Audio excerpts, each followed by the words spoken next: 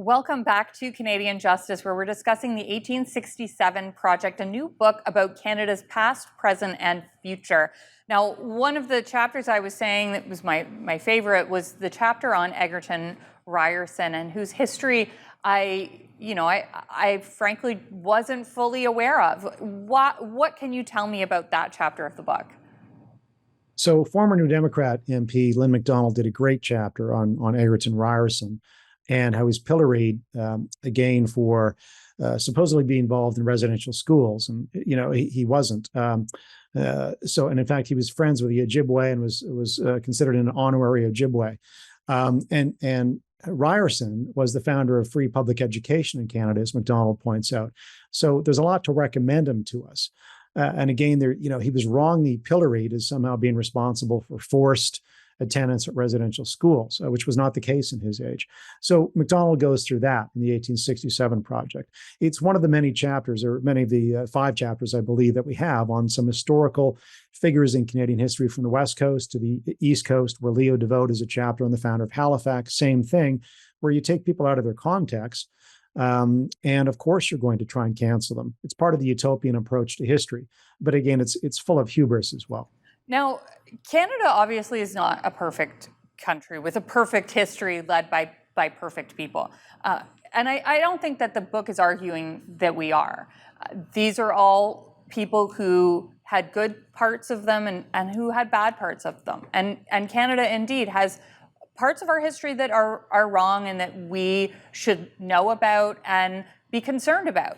But what do you think, how do we address the wrongs of our country's past, of which, let's be honest, there are wrong things that Canada has done in our history. How do we address them without going as far as this cancellation? Well, I would say they have been addressed by and large. So you hear about racial discrimination today, or that we're institutionally racist. One of the chapters in the 1867 Project by Matthew Lau takes that apart.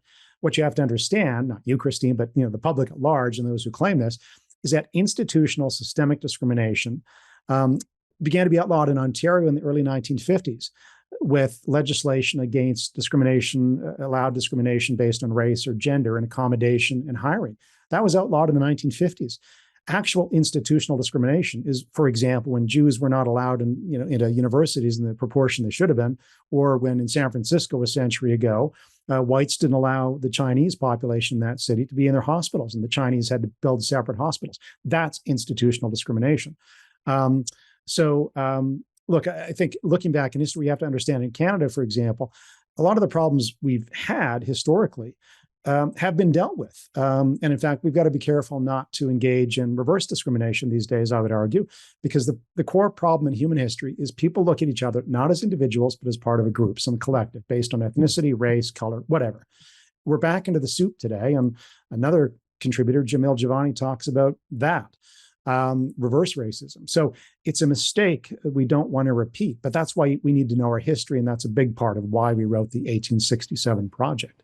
Now, we've only got about 2 minutes, but cancellation in the book it isn't just about historical figures. It's also about people today. It tells stories of journalists, academics, people involved in politics, who basically a mob has come for their livelihoods.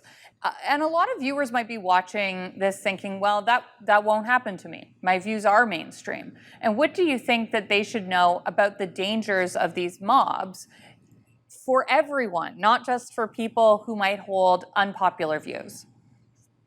Yeah, and I'm not sure it's the mainstream view that agrees with cancellation. Again, I think it's a fringe minority, or at least a very loud minority of chattering classes that get people canceled. Why it's important? Let's go back to the oak tree analogy. What do you need for a tree to grow? One of the things you need is sunshine. But what does sunshine do? It exposes the flaw in the tree. Well, you need that in society. You need free expression. Why? Because what if you're wrong in your analysis of something?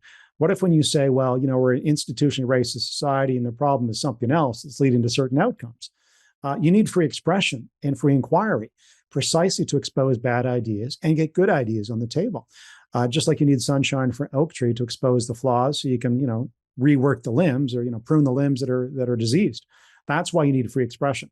So what cancellation culture is an attack on free expression, free inquiry, and in some cases, empiricism. And these are all principles that actually make our society better and improve the oak tree. So, I don't understand the push for these mob cancellations when really it's the open debate improves our country and makes it better. We've got to go to break, but we'll be right back.